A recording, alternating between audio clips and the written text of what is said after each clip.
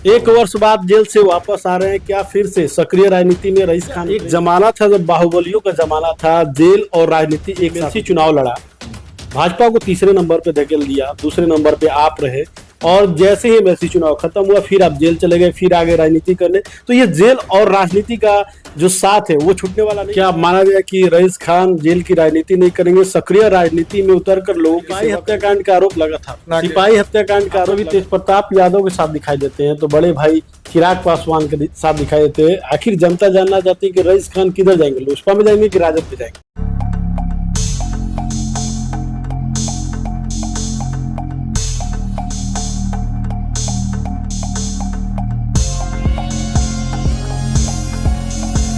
दमा, फेफड़ा cancer, TB आदि से है परेशान तो Iman TB chest and heart care clinic है एक बेहतर समाधान।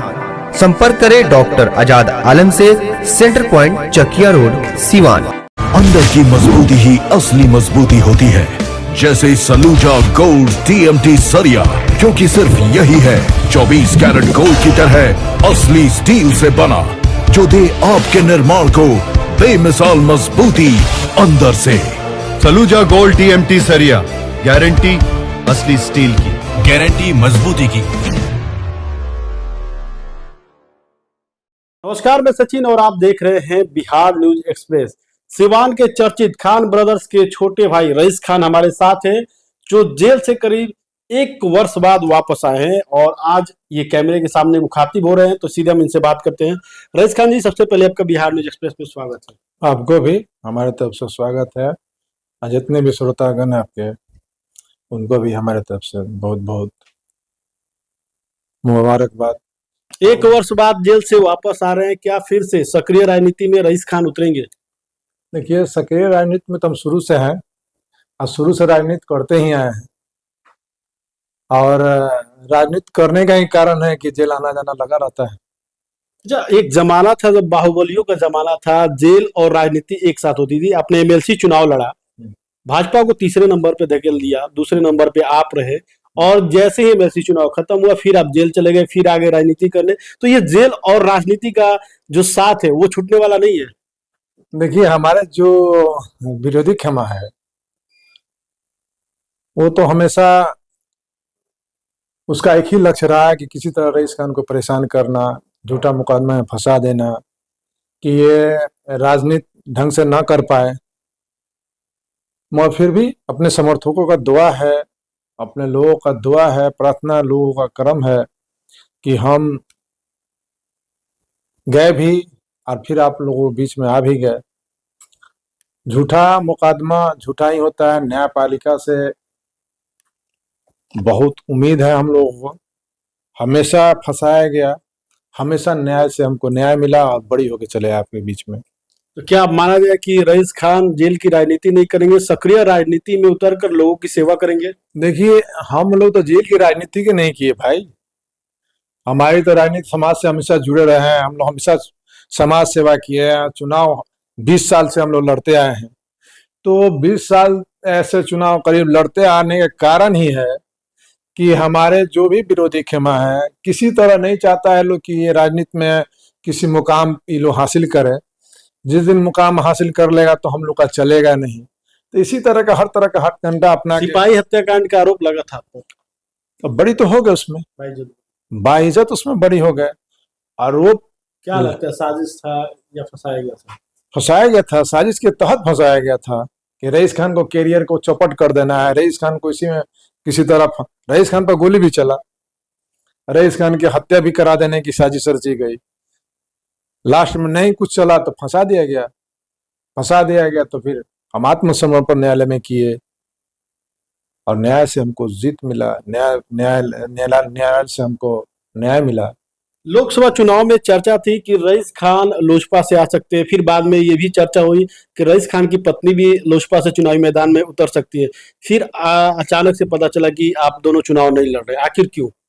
देखिए, लोकसभा चुनाव के लिए तो हम एमएलसी चुनाव के दौरान, जब एमएलसी में कुछ ही वोटों से हारे थे, उसके बाद हम शायद कहे भी थे समाज में, अपने लोगों के बीच में, चाहे मीडिया में भी कहे थे कि एमएलसी लोकसभा चुनाव लड़ेंगे। तो लोकसभा चुनाव तो हम लड़ते ही, मगर समय से पहले नहीं निकल पाए, जिसके कारण हम चुनाव नहीं लड़े। सुनने में आया था कि आप अपनी पत्नी को चुनावी मैदान में उतर रहे, फिर अचानक से प्रोग्राम क्यों कैंसिल कर नहीं दिया? नहीं, ये ऐसा कोई प्रोग्राम नहीं बना था कि पत्नी को हम चुनाव लड़ाए। हमने मगर चुनाव खुद हम लड़ते, मगर चुनाव से पहले हम निकल भी जाते, मगर राजनीति के तहत चुनाव तक किसी तरह रईस खान को रोका गया कि चुनाव तक ये नहीं निकले। झूठा एक मुकदमा लगा, अवैध वसूली का मुकदमा हम पर लगा निकलने के समय, समझे। तो ये सब राजनीति का एक पहलू है, और राजनीति जो भी हमारे विरोधी खेमा है वो भी अपना अच्छा रोल में, अपने रोल में है वो बेचारे। आगे जो भी विरोधी खेमा है नहीं चाहेगा कि अपना विरोधी कोई भी है मेरा आगे बढ़े, तो वो भी अपना फर्ज बेचारा निभा रहे हैं, निभाने दीजिए। हम भी अपना फर्ज अपने समर्थकों के दुआ के कारण आप लोग के बीच में है, अपने समाज से जुड़े हुए लोग वो बीच में है, उन लोग के साथ कंटिन्यू बातचीत चल रही है। एक दूसरे को सहयोग आदमी कर रहा है, उनसे भी सहयोग ले रहा है, अपना भी सहयोग दे रहा है। आप कभी तेज प्रताप यादव के साथ दिखाई देते हैं, तो बड़े भाई चिराग पासवान के साथ दिखाई देते हैं। आखिर जनता जानना चाहती है कि रईस खान किधर जाएंगे, लोजपा में जाएंगे कि राजद में जाएंगे? देखिए, ये तो अभी समय बताएगा कहाँ जाएंगे। भाई व्यक्तिगत अगर संबंध हमको है किसी से, तो व्यक्तिगत हम उनसे मिलते हैं, तो इसमें कयास लगाना तो विरोधियों का, चाहे पक्ष के जितने भी लोग हैं, हर लोग अपने अपने सोच से समझते हैं, सोच करते हैं कि कहाँ जाएंगे क्या करेंगे, मगर वो सब मिलना जुलना व्यक्तिगत संबंध के कारण है। अभी पार्टी में तय नहीं हुआ है, मगर इस बार हम लोग पार्टी से आएंगे और बहुत जल्द आएंगे। 2-4-5 दिन वेट कीजिए, ज्यादा दिन नहीं, 10 दिन। माना जाए कि आने वाले समय में लोजपा या राजद का दामन रईस खान थाम सकते हैं? इस पर थोड़ा सस्पेंस है, 5 दिन और इंतजार कीजिए ना। चलिए, आपने बोला कि आएंगे, तो क्या माना जाए 2025 चुनाव है, उसमें रईस खान प्रत्याशी के तौर पे आएंगे? जरूर। कौन से विधानसभा से? 8 विधानसभा है, रघुनाथपुर से पिताजी भी आपके लड़े हुए हैं, चांद खान जो आपके भाई है वो भी लड़े हुए हैं, तो क्या माना जाए रघुनाथपुर विधानसभा से ही रईस खान उतरेंगे? देखिए, जब हम पार्टी में चले जाएंगे तो पार्टी अगर जहां से हमको लड़ा दे वहां से लड़ जाएंगे। तो पार्टी का मान लें कि जो हमारे पार्टी का मुखिया होंगे वो तय करेंगे रईस खान जी को कहाँ से लड़ाया जाए। ये पार्टी में जब आदमी बन जाता है तो गार्जियन तय करता है कि कहाँ से आपको हम लड़ा रहे हैं, तो ये अभी क्लियर नहीं है। ये श्योर है कि चुनाव लड़ेंगे विधानसभा? हाँ, ये तो श्योर है कि चुनाव लड़ेंगे ही लड़ेंगे। तो सीट भी बता दीजिए। हैं? सीट भी बता दें, सस्पेंस में रहने दीजिए कुछ बात, मगर लड़ेंगे, अगर नजदीक से लड़ेंगे। लेकिन चर्चा आ रहा है कि रघुनाथपुर से लड़ेंगे। तो चर्चा है, रघुनाथपुर से लोग चर्चा कर रहा है, तो रघुनाथपुर से शुरू से हम लोग जुड़ाव रघुनाथपुर से लगा हुआ है, तो वहां से सब लोग चाहते हैं कि वहीं से लड़े। मगर अब तो टिकट अगर हम पार्टी में ज्वाइन कर लेते हैं तो पार्टी का दिशा निर्देश पर तय किया जाएगा कि कहाँ से हमको दिया जा रहा है टिकट। रघुनाथपुर विधानसभा से चुनाव लड़ने की तैयारी कर रहे हैं, क्या देखते हैं रघुनाथपुर? पिछले 10 सालों से हरिशंकर यादव विधायक है, राजद के हैं, कितना कुछ विकास पाते हैं, क्या कुछ कमियां हैं? ये तो बात रघुनाथपुर के समस्त जनता ही बताएगी क्या कर रहे हैं नहीं कर रहे हैं, और ये बात तो हमारे विधायक जी से भी पूछ लीजिएगा तो अच्छा रहेगा। मगर हम लोग जहाँ से लड़ेंगे तो सबसे पहले प्राथमिकता रहे कि अपने क्षेत्र का विकास करें और अपने लोगों को मजबूत करें, जितना भी हो सके हर काम सक्रिय रूप से होगा। देखा जाए तो रघुनाथपुर की जो सीट है वो पूरे ये सिवान के जो 8 विधानसभा उसमें सबसे वीआईपी सीट बनने जा रही है, क्योंकि बहुत सारे कद्दावर नेता वहां से उतरने की तैयारी कर रहे हैं। आजादी सबको, जिसको मन है जहां से लड़ने का लड़े, समझे। हम लोग भी अपना मजबूती से जहां से भी लड़ेंगे, बहुत मजबूती से इस बार चुनाव लड़ेंगे, और